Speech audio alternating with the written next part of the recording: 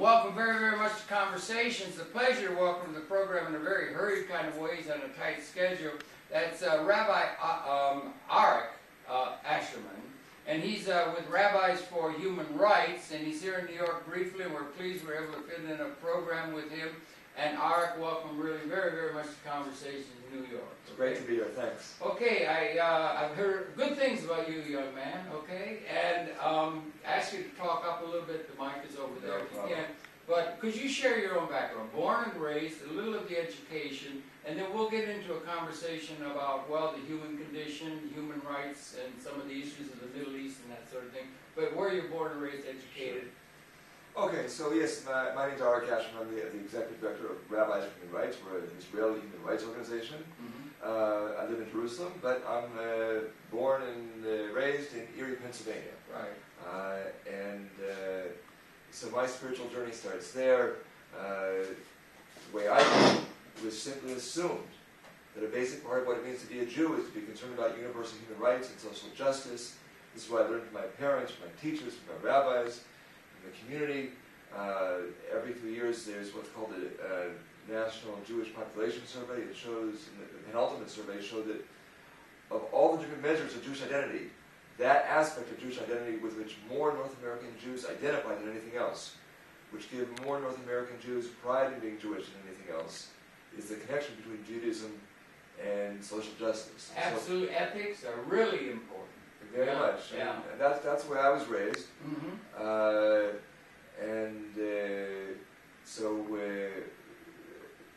I was raised by my parents to be an activist. Okay. So from a very early age, that's what I was taught. The stories I was raised on. So when I hear some of the people from like Rabbi David Saperstein and Alf Worsman, people that have been involved in the social action department of the reform movement that I grew up in. Okay.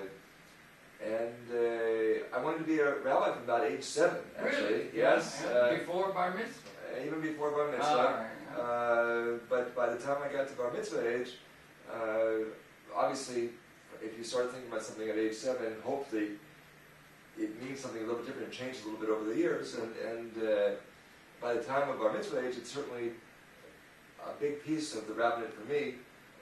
We didn't use the term at the time, but we now call tikkun olam. Yes, indeed. Being God's partners in ongoing work of creation and sanctifying, and repairing, and healing the world.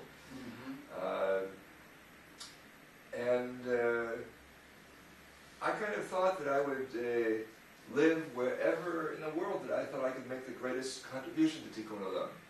And I didn't really know what that would be. I was very involved in political activities in college. Political activities relating to the United States governmental system? I was a student at Harvard. We were trying to get Harvard to divest from investments and corporations that were working in South Africa. Right. I was involved in a lot of other political, and of course, and also the Jewish activities on campus. Yeah, okay. One of my things that was always very painful to me was that I found many Jewish people involved in the social justice work, and not involved in Jewish activities, and often many people involved in the Jewish activities and not in social justice work. And to me, those things were so joined at the hip. As Right. But that was kind of what we experienced. Could you have a little sidebar? Your parents in the family setting, were they political? Were they concerned with these issues as you were? And at the dinner table, did you talk about major issues of the human condition rather than just mundane, like so many people talk about, are we going to get a Bendix washer or something? I don't. Or the setting. I don't recall at a young age that necessarily we would be talking about these great issues of the human condition specifically. But I saw that my parents were involved in the community, and the message was, you should be involved, even if we didn't talk the specifics and specific issues around the dinner table. Yeah, I see. You said as you got a little older and so forth, you were apartheid or human justice or human rights became a young adult. You were interested in that sort of thing and sort of motivated in that direction at a relatively young age, right? Yes, Yeah. Very much so. When I was the chair of our social action committee for our youth group, and it was something that developed from a young age, I think. Okay. And definitely the rabbis in the community and my parents and everything else, and the books that they had us read from in religious school, and talked about these things as what we should be doing. Yeah, I think of Tikkun with Rabbi Lerner. Yes. Yeah. Have you been associated with him or Well, the Tikkun alone? We lived out in the Bay Area for about 5 years. The family that would be right, so young. right. This was from 89 to 94, Right. and we were friendly with Rabbi Lerner and Cornell West, maybe. Cornell. They worked together. Right. Yeah. This was before the close association actually between West and Lerner. This was a bit earlier than that. Or an ecumenical reach-out kind of thing between the various faiths is important, I think, until you recognize that. I heard you say education. I heard you mention Harvard. You did do degrees at Harvard and so forth. Correct. Some of your advanced education, could you get to in that? Well, I think that I spent much of my college years out, protesting apartheid, or another big thing I remember was the J.P. Stevens boycott at the time because of the worker relations and treatment and this kind of thing, and many other issues that were. I probably spent most of my education was not in the classroom. I know, I understand. Yeah. But the other thing that I remember very clearly, a lesson that was driven home at that time was that very smart people can be wrong and maybe not just. Absolutely. Caligula comes to mind. And yeah. That was. So did that make you feel distrustful of intellect or of intellectual concern, or just wary of people who claim to power or influenced by virtue of their intellectual acumen, or what? I wouldn't say distrustful or wary, but aware of the limitations. Okay. Aware of the limitations that intellect is important. Yes. There's nothing wrong with it. It's a positive thing. But like everything else, it can go for good or for evil ends. Absolutely. And sometimes it's not always clear at the beginning where the dividing line is even, and until you really sit down and think about it, and I painfully learned that. Painfully? Right. You had a personal experience? Well, I don't mean to cry. It was a letdown. It was a letdown. Yeah. To see that very intelligent people at Harvard justifying investing in apartheid or whatever the case may be. Yeah. And that was a bit of a shock, but I learned that lesson. Okay, well that's a lesson we have to learn at some point. I learned that lesson by having a dog come to us. We used to have a dog that was very, very smart. He passed, as is the way it happens. And then we got another one who's very dumb. And I love that dog fiercely, that one that's dumb. And they taught me that there are a lot of really important characteristics of, let's say, a biological entity. It's a little dangerous talking about humans and comparing them. But that are really, really, really, one more time, really important other than smart. Well, I you know what I mean? Like lovable. Well, but Pete, because intelligence isn't everything. Because sometimes it's overrated in terms of intuition and feelings and things like that. That really have to be taken into account in terms of what motivates a human. Or, I didn't mean to get off on the side. But if you're talking, I understand. If you're talking about the animal world, I'll just add something. I've owned aquariums over the years. Right. And I don't know if you know anything about aquarium fish or not, but some of the, by far and away, the most intelligent fish, I have the small aquarium-sized fish of these, are the cichlid family. Okay, I don't know. And they also happen to be generally the most aggressive. Really? Right. That's interesting. So I don't know. Well, I could get off. I'm a Bucky Fuller fan. I don't know if you ever got involved with Bucky Fuller. You're relatively young. One sidebar. You weren't able to be involved in an intelligent way in terms of the Vietnam experience when we were here in the United States and the nation was so royal. I was a little bit young at that Right. point. I remember that being discussed at home and on the television, but that was before I was really an activist myself. Yeah, that's interesting. Bucky Fuller, are you familiar with him or not? He's a comprehensive philosopher, comprehensivist, and so forth.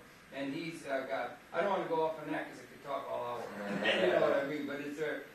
But let's go back to your education. Good. You went to Harvard as an undergrad or what? Yes. And what did you study? Sociology. I've never met a sociologist I didn't like. I think sociologists tend to have a good take on things and so forth. How was the experience at Harvard? Did you enjoy Cambridge and so forth? It was stimulating. It was a stimulating environment. It was amazing to be around all these other great people. Mm-hmm. And as I said, but I also learned some lessons about the excesses to which intellectualism can go, and that like everything else, any other wonderful thing in our lives can be turned to good or evil ends, and must be channeled in the right direction. You know, one of the things I've come to believe is we talk about all the different isms in the world, yes. capitalism and socialism and communism and psychologicalism and yeah. all the different isms that we can think of. Any one of them can end up lead us to terrible things if it isn't combined with, well, we put it in religious terms, you could put it in secular terms as well, but from a religious point of view, internalizing and acting upon this idea that every human being is created in God's image, and therefore must be honored and respected. Right, respect the whole, all of it. And that could be extended, I think, in a way, to also the creatures. They were all part of a large system, whether it's God's creation, evolution, or whatever, we're all part of a whole system. I think we're learning more and more to have a system view of the whole system. Rabbi, I don't know if you're familiar how many cells there are in the human organism? Not the life cycle. Have to plead ignorance of that. Try to make a point with it, obviously. But the thing is that it's staggering. Something on the order of 100 trillion, hard to ferment. And they're all overlaid with DNA. Every cell matters. They're all part of a whole system. Everyone has to have oxygen. Everyone has to have... So that the system is one that a systems understanding, the same can be applied in a certain sense to the whole human community. We're all part of one community. We're learning that more and more, are we not? With some of the ecological challenges before us, and also the elemental challenges that come out of history of justice. And it was Lord Acton who said, if intellect leads to influence and influence leads to power, he said, power tends to corrupt. Absolute power corrupts absolutely. Did you do that? Did you get into some of that geopolitical thinking in sociology? Usually they do. Sure. Yeah. Sure. But what you just said takes me in another direction. Okay. You know, the word in Hebrew for peace is shalom. It comes from the same root as the word shalem, which means wholeness. It does. That's interesting. That's something that's interesting. Yeah, right. And so things have to be integrated and whole and balanced to have peace, and certainly at the different levels of peace internally, in your family, in your home, in your country, in the world. These concentric circles, they have to be integrated, and I think it also teaches us that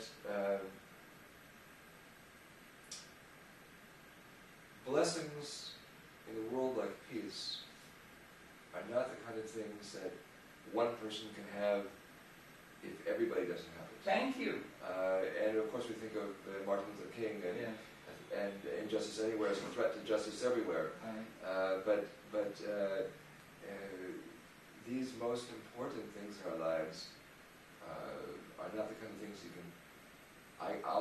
if my neighbor doesn't have peace, I'm not going to have peace. Yeah, well, okay. That's in the Vedic tradition, they have the notion of samadhi, or that they will become enlightened, that sort of thing. And then they have the further thing of the bodhisattva notion. I'm not sure if you remember. Bodhisattva, let's assume bodhisattva is a person, an individual liberated state or something, but he comes back to the material plane, if that's correct, and then make sure that everybody is, and then in a sense, he would be the last, or she would be the last to go through the gate when the whole of the human society or the group is there. And we see a lot of people who might want to achieve that and rush through the gate first, rather than making sure everybody is, and there's this comprehensive sense of justice, which I think is summed up with the Tikkun notion. It would seem to me. Yeah? And the If you understand what and the I'm saying. Hasidic masters Yes.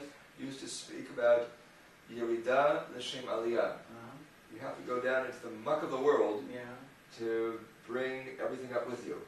And a spiritual master needs to do that. Yeah, the spiritual tradition, and that there's also another saying that I like. It's James Joyce. That'll say, history is a nightmare from which I'm attempting to awaken, because events are transpiring in time, in a temporal context, and the history of the world, I'm afraid, has been rend with so much violence and so much concentration of power, and broad general terms that were, at the face of it, fundamentally unjust for a great deal of the human population, where you had a few people who had control, overweening power, and so forth, and the people were more or less, we used to have chattel slavery, and these kind of things out of the historical context, and fighting back and forth.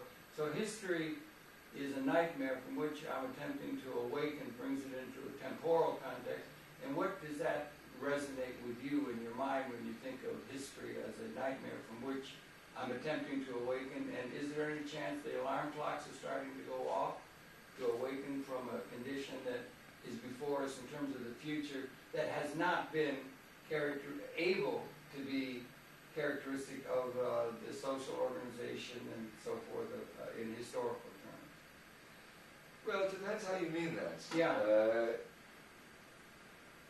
The Jewish tradition teaches that the here and now is of ultimate importance. Okay. We do believe in an afterlife, or some Jews believe in an afterlife, I should say. Mm-hmm. But we don't. We're not trying to escape this world, and so we're not trying to escape history either. Yeah. In that sense. But perhaps you're thinking this in another sense, in which I would tend to agree, that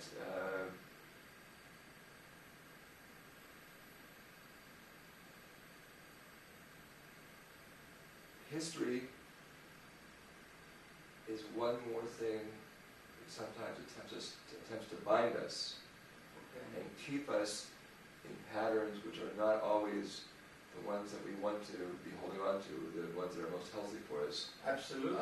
And at some point, we have to understand that, and many of the Jewish thinkers and philosophers, Maimonides certainly, gave a great deal of thought to, well, what does it mean to say that we have free will? One could argue that if we were able to integrate biology and sociology and psychology and we were able to look at all the different nature and nurture factors that shape us, that if one theoretically could do that, one could predict every single action of a person, because it's all it's controlled by those things. We say no. There's a soul. There's a that and in the same way history. History can teach us. I look at Israel. Yeah. And I understand, for example, that some of the human rights abuses that we deal with committed by Israelis have to be looked at the context of hundreds of years, thousands of oppression, and we know from psychology that people that are beaten as children are more likely to beat others when they grow up. No doubt, no doubt. But the question is, are we bound by that? Okay, right, exactly, yeah. And I would say that no, that we have to understand, we have to be sympathetic, we have to understand the things that drive people, but we don't have to succumb to that. Well, those are wise words, and that sort of thing. You did Harvard, you did undergraduate, you were ordained, and so maybe a little of that, the religious training. And then, well, you know that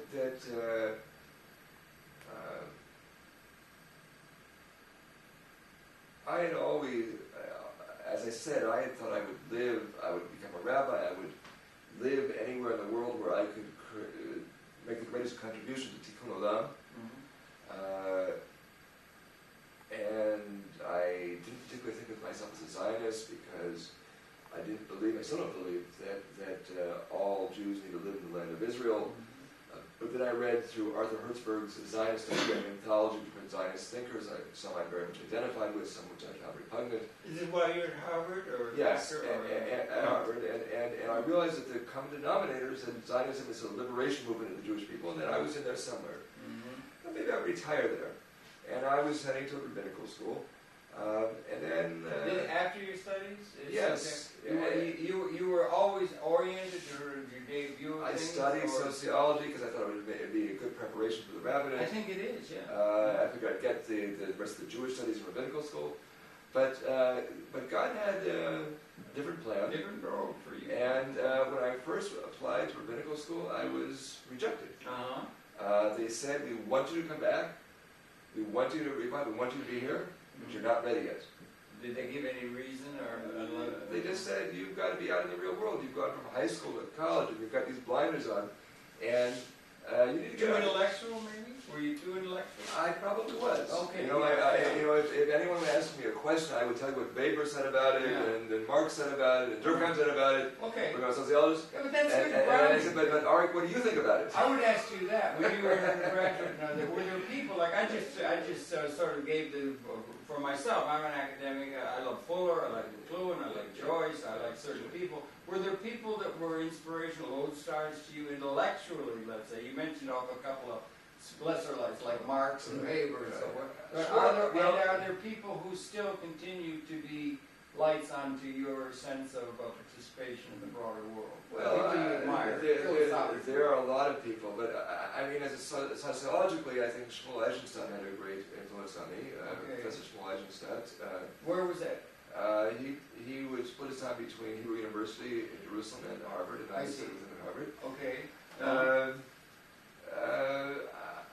I think that the people that are my inspirations today are more in the spiritual realm and the social justice realm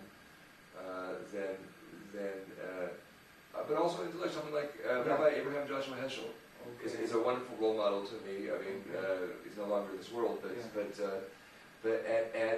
he's also the role model for rabbis of human rights. Back when our founder, Rabbi David Foreman, in the midst of the First Intifada, wanted to express something, he wrote an open letter to the chief rabbinate saying, why is it that the rabbinate in this country, the religious establishment, is only concerned with Shabbat observance, with kashrut, the Jewish dietary laws? Where are the Abraham Joshua Heschels running around this country and calling Gilvalt and speaking to some of the burning moral issues of our society? He was a descendant of a long line of Hasidic rabbis.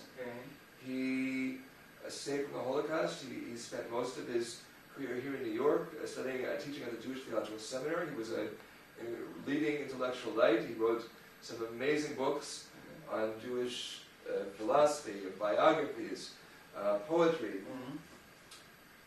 But he didn't just stay in the ivory tower. He was one of the first people to speak out about the Jews of the former Soviet Union. He was behind the scenes, someone who helped lead to the clauses in Vatican II, between the Jewish and Catholic communities worldwide. Very active in the struggle against the Vietnam War. Reaching out to the Catholic? He was very involved in ecumenical work. That's really important, And his picture hangs on our wall, marching with Martin Luther King. Of the rabbis for human rights? When you say our wall, what wall are you talking about? Rabbis for human rights. Yeah, okay, good. That's in Jerusalem. But he's our role model. Right, exactly. Jerusalem. He's our role model of a rabbi and a scholar and an intellectual who is also a social activist and integrated those things. He had that shlemut, that wholeness that brings... Shlemut means wholeness? Wholeness, totality. Before you leave, make sure you write that down for me. I want that word. I will. You haven't got a trademark. No. Okay, good. I can use it. But for example, when he marched with Martin Luther King, and he was asked how it felt, his very well-known and famous comment was, I felt like my feet were praying. Your feet were what? Praying. Praying. Oh, that's right? good. I like It's it. an integration of. Can I use that also for Of course. forthright? It's No, not. you don't quote me. No, Rabbi you don't have Heschel. intellectual property. No, Rabbi Heschel does, if anybody. But it's Anyway. been quoted, widely quoted. Could I ask another one who's widely known in terms of what we call liberal or progressive circles? We know Chomsky. Have you been influenced by him, or do you think his take on the human condition, very critical often of the United States or the West? I wonder how you feel about people who are critical in a geopolitical sense of the powers that be, largely European-based after colonialism and the inordinate distribution of power between the peoples of the world. Well, I've heard him speak a few times. I've read some of his material, and I think there is something very important in his analysis of power relations and power interests. You're a sociologist. Of course, and Hannah Arendt. And I actually really have not real familiar with the work. I of course know who he is, but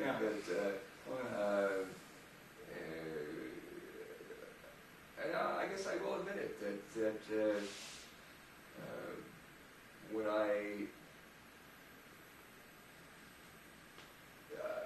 I wrote my undergraduate thesis on the effect of religion on social activism. That's a big subject. It is. And a friend of mine that was helping me proof it and got to the final conclusion, and she says, "You're trashing sociology. You're trashing intellectualism." Following the nest of the sociology right. canon. And because I spoke about things that are just not measurable by the tools we have in the social sciences, things of the spirit. Or even from a materialistic view, and like Fuller was very much into things, but he always assumed a synergy. Right. Something more than the sum of the parts, and there is a priori mystery. And these are things that are good to keep the human condition one where there's not overweening arrogance of power and so forth. So I wouldn't want to really totally trash sociology, the sociology or the intellectual pursuits by any means. But I guess I did after college turn away from that a bit, and I can't say that I've spent a lot of the subsequent years reading works of thinkers and this kind of stuff. You become more of an activist, and then you went to the door of and they turned you away and said you need to get into the real world. They did. They did. Was that a lesson? Were you upset with that? I was very upset, but they were right. Yeah. They were right. Well, that's an important lesson too, right? And so I went and I had heard about this program called Interns for Peace. Okay. Program which, to the best of my knowledge, doesn't exist anymore. But in Israel, I may not be aware of something, but where Israeli Arabs and Israeli Jews and people from outside like myself lived in Jewish and Arab communities. I lived in an Israeli Arab village for almost 2 years to try to create cooperative activity, coexistence related activities between Israeli Jews and Israeli Arabs. There's a Peace Now movement. Peace Now is more political. This was more doing with coexistence. Yes. And when the people at Union College, Jewish Institute of Religion, the rabbinical school which I was eventually ordained from, heard that this was my alternative plan, said that's exactly the kind of thing we want you to do. Oh boy. Okay. And I really can't imagine what kind of a rabbinical student, let alone a rabbi, I would have been had I not done that. Okay. And that was where? Where is it physically located? I lived in an Israeli Arab village in the Galilee by the name of Tamra. I was there when I was young, and so I've been there a couple times. There was a place called Gasher Jiv, there was another one, En-Gev. Yes, and it was near En-Gev, and I was into En-Gev and that kind of stuff and everything. That kibbutz movement and all that. So you lived in a kibbutz situation? Or was the training was on kibbutz. What years were you there? What year did you get there? That was 81 to 83. 81 to 80, okay, good. And then but then the rest of the time I lived in the Arab village, not on a kibbutz. And did you know Hebrew from your studies? Is modern Hebrew Ben Yehuda or something? Modern Hebrew is the same as ancient Hebrew. You studied it like at Cambridge in the 19th century. It's different. You know Hebrew? Do you know Arabic? Yes. Or you Right. I mean, yes, there is biblical Hebrew, there's ancient Hebrew, there's Mishnaic Hebrew, there's modern Hebrew. What is that? From the Mishnah, the rabbinic period, Okay. and they're all a little different. Uh-huh. I mean, they're clearly connected. Yeah. I actually broke the rules a little bit. I didn't have the level of Hebrew that generally was required to. I did not have the level of Hebrew knowledge Oh, okay. when I started It's hard to learn language. that you're supposed to have Mhm. to join this program. But Mhm. I learned. Mhm. I know, of course, I'm Israeli now, and I speak Hebrew, and You speak it fluently. yes, Almost. yes. Can you, If you speak it? I had a friend who went to Russia. Any Israeli will pick out still some of the grammatical mistakes that I make and this Yeah, kind of thing, yeah. but of course, I communicate every day in Hebrew and sometimes in Arabic as well. How about Arabic? Can you pick it up or no? Is there any similarity? or not? The American accent Yeah. is even worse in Arabic than it is in Hebrew. At least you don't have a Brooklyn But accent. no, Yeah. but I do manage to communicate in Arabic as well. Okay, that's good, and that's important. And then you studied there the thing, and you became involved in the peace study. It seems very good that that can be done. Big challenge trying to bring together the Arab and Israeli presence in that part of the world. No? It is. Yeah. What's your thought? How do you feel? Sometimes we got this great wall cutting the thing. We got all this tension. I'd ask you also maybe a keynote point would be Mr. Obama gave a major speech about the Middle East so far as the attitude of the United States toward the world. What did you think of that? And then also maybe we could zero in. One last thing. Did you ever know Israel Shah by any chance? Philosopher? No. Okay, that's a side point. But what do you think about the current state of the world so far as the country, from the standpoint of your training, your background, your concerns sociologically and justice and so forth, about the prospects for things in the Middle East in general, let's say particularly between the Palestinian and the Israeli element of that, and then maybe one other thing about the relationship between, let's say, the Western-oriented world, that includes Christianity, Judaism, and Islam on a larger scale.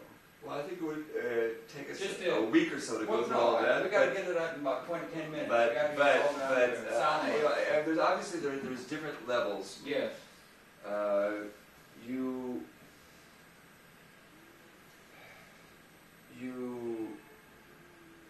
start with this fact that you have the Jewish people who have suffered incredible oppression since we were exiled from our homeland 2,000 years ago. We've always desired to come back. Religious Jews traditionally would pray 3 times a day Yeah. to return. The people did in dribs and drabs, Yeah. but often were massacred by any one of the various powers that came rolling through the region.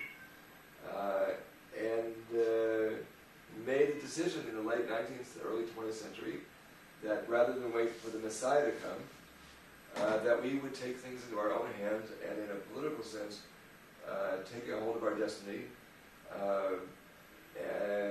as a response to what people used to, one of the debates in society in the late 19th century, early 20th century was the Jewish problem.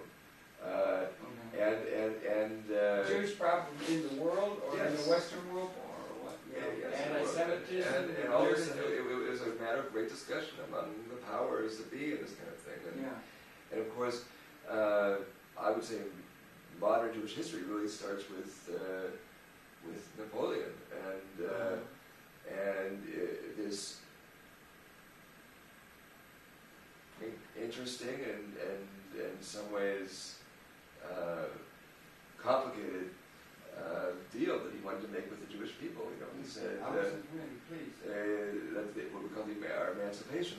He said, this was a time when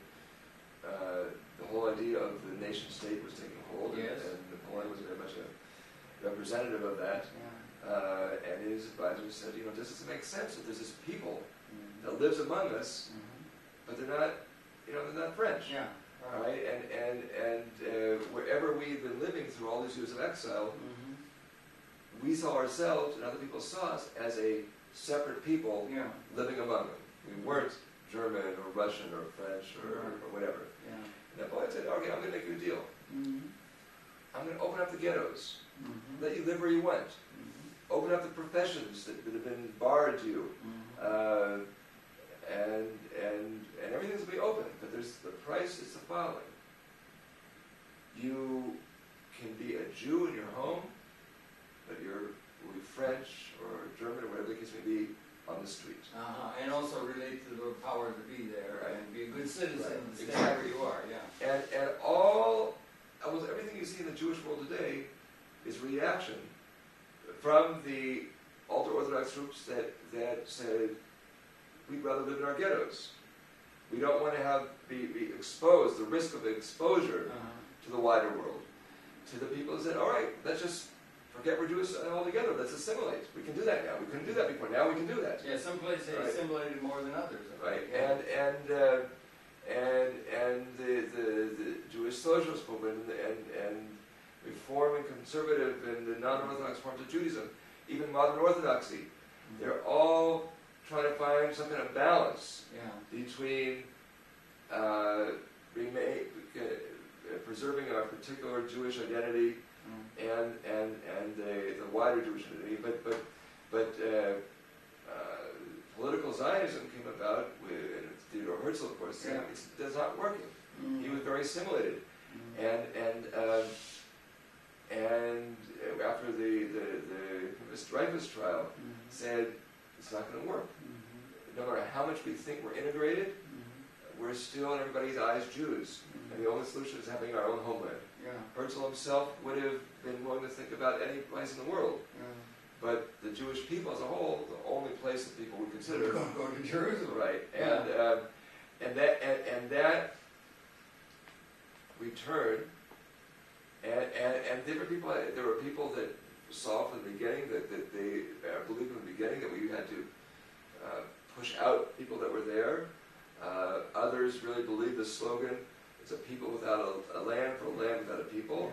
Yeah. You read some of the writings of the early Jewish socialists, and they were the leaders of the early Zionist movement, and they're writing about the Jewish and Arab proletariat will join forces to be the vanguard for world revolution. A lot of things happen strange in the socialism. But history, yeah.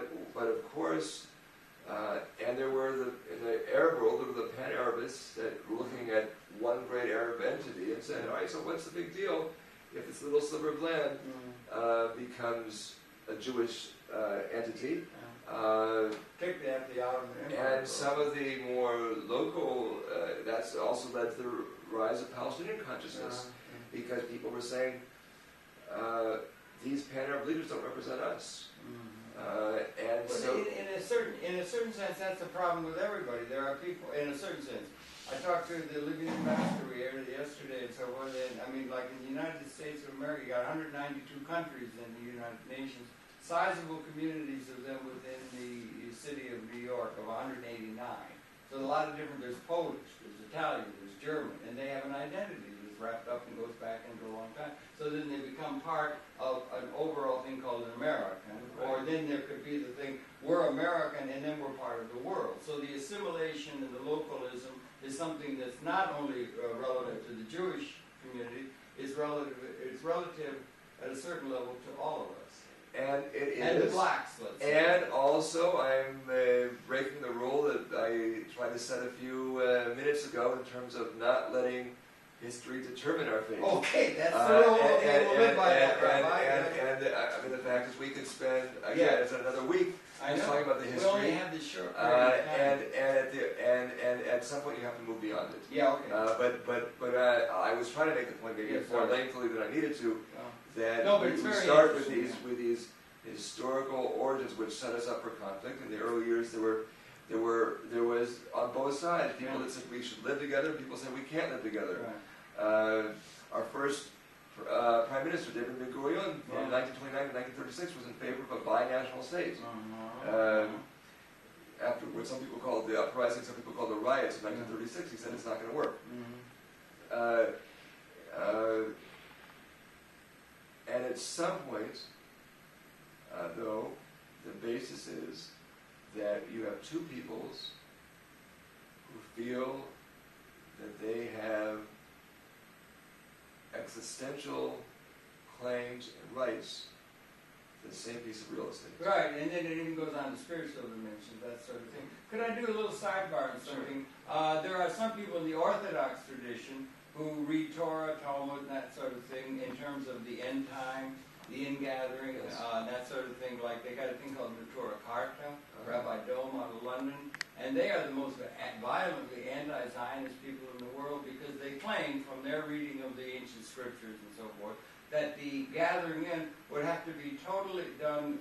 First of all, the main claim is, where's Mashiach? It's supposed to be Mashiach. You don't hasten Mashiach. Then you have to be patient. They were patient for 2,000 years, kept an identity.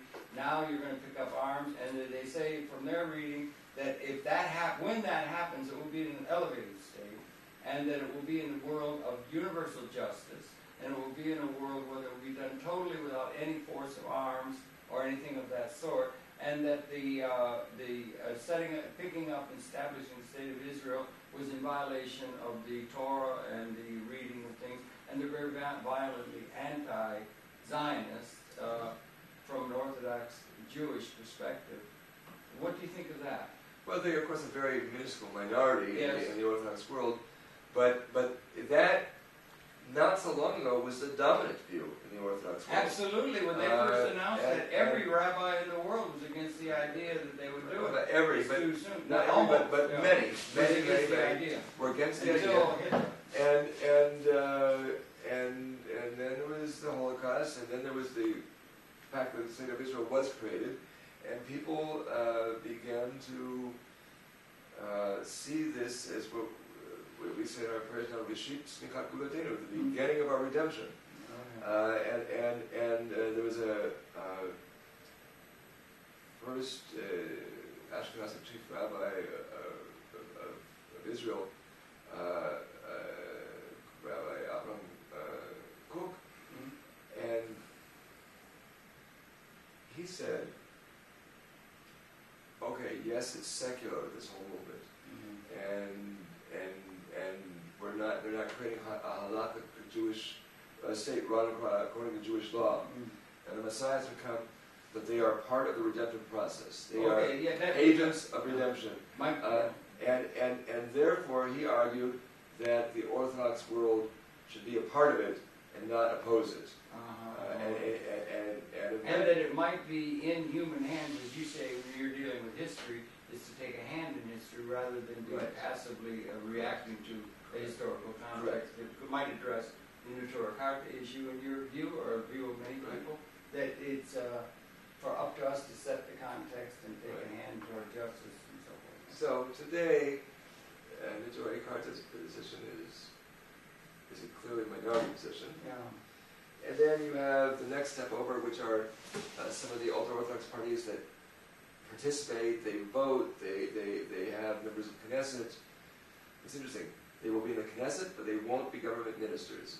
That's and they'll take money from the government, but there's some things they won't do. It's their way of drawing some kind of a demarcation line that still allows them to say that to accommodate those in their communities that have a problem with the secular state of Israel. Right. But the vast majority of the Orthodox world has come to embrace Zionism and embrace the Jewish state, and in fact, our challenge today is the opposite. Okay. That community is increasingly being socialized into an extremely problematic mixture of extreme nationalism and extreme particularism. Particularism meaning that all the wonderful values we have in the Jewish tradition, what we call Ben Adam L'Chavero, how we treat our fellow human beings, starting from the very first verses of Genesis, that all human beings are created in God's image. Okay, yeah. It doesn't say just Jews or non-Jews or the rich or the poor. It makes a point of saying both men and women.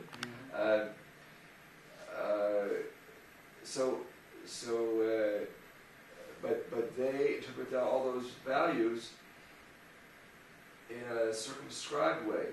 These are only for how we treat our fellow Jews.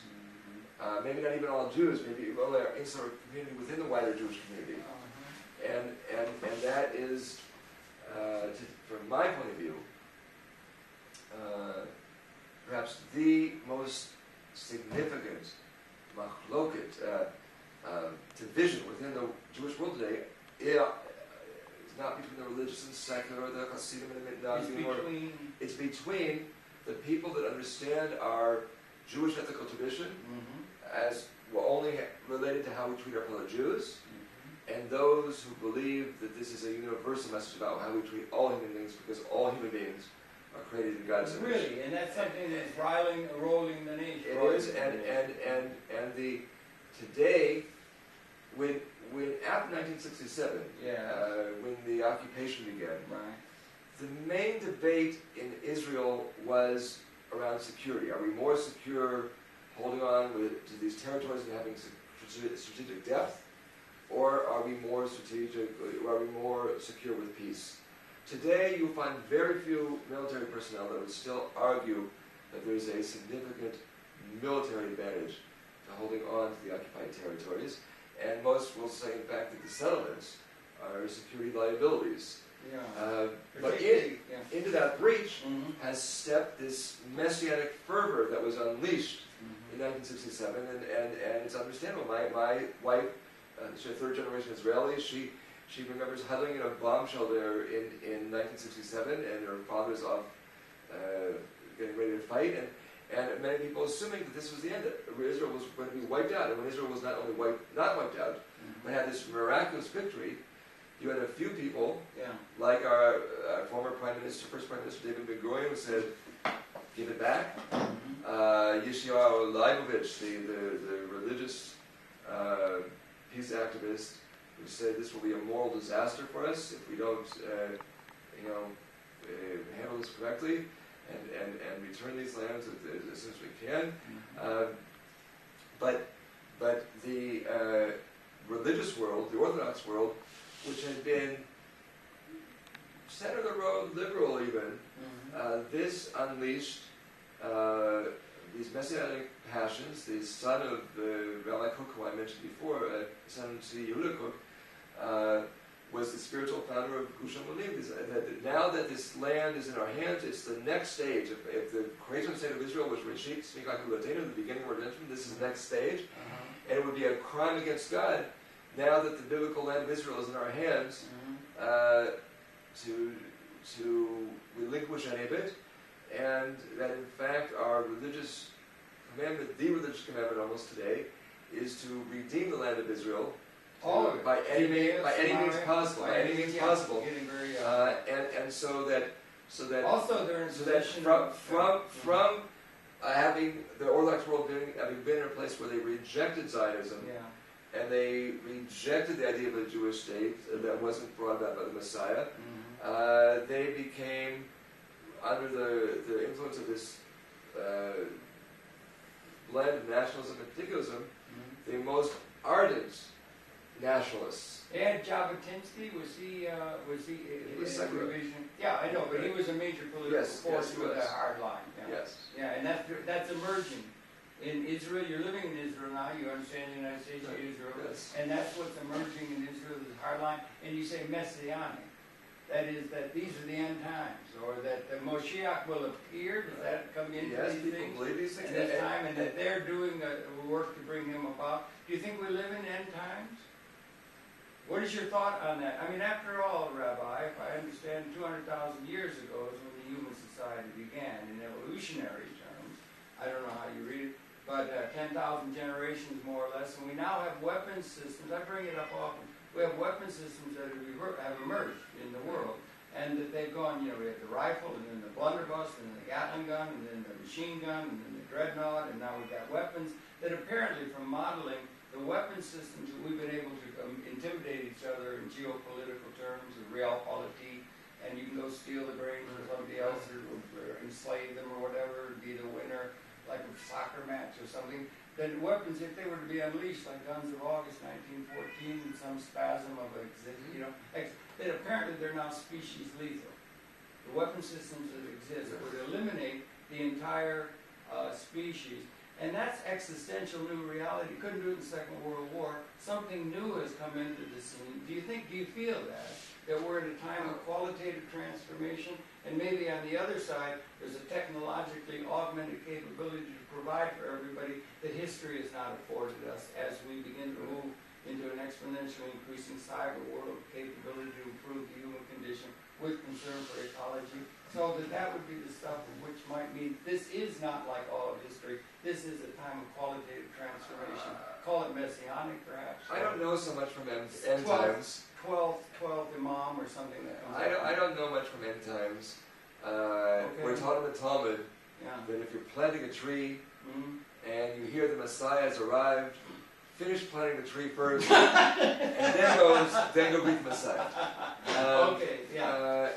And again, it's that very this-worldly emphasis of the Jewish tradition. And we're taught, don't try, like Dima Tekes, don't try to move forward.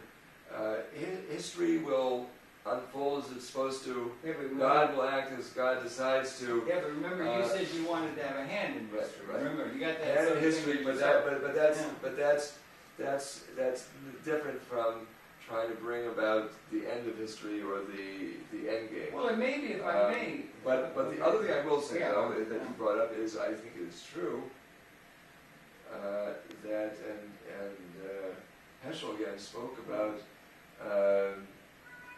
that whenever you speak about any moral issue today, about this world today, you have to do it with in front of your eyes. In his world, he's talking about the gates of Auschwitz and the mushroom cloud of Hiroshima. And of course, we are in a world where if God promised Noah that God would never bring another flood to destroy the world, God didn't necessarily make a promise about the ways that we might destroy ourselves. And we, of course, do have the ability today to bring an end to history. Well, when you say messianic, if you take that, or the 12th Imam in the tradition of the Islam, or the Christians, I think 40% of the support of, strong support, undying support for the state of Israel is the Christian evangelical community in the United States. They were great supporters of George Bush and this kind of thing and that kind of thing. So they have the notion that they call it the second coming of Jesus. But the point being is that history we're at a moment of unique capability in terms of our extended consciousness, our capability, whatever, coming out of the material world, a time of qualitative change in evolution. They call it punctuated equilibrium. You get to a point where there's quantitative change and then there's a qualitative change. There was you know what I'm saying? And that we live in those kind of extraordinary times. People throughout, probably in Cro-Magnon caves, they said the same thing. These are extraordinary times. But these really are, in existential terms, that we can measure with our modeling and our understanding intellectually. Do you feel that, or do you sense it? That, without proclaiming anything, but without proclaiming that this is the end of days, that we are in critical and crucial times, that we are in a liminal moment, as Victor Turner would speak about, and those moments are fraught with great danger and great possibility. Absolutely. All right, and you're a rabbi for human rights. I can't think of anything more important than that. Let me see, we got a couple minutes left. It goes fast. Are you optimistic, pessimistic for the human prospect?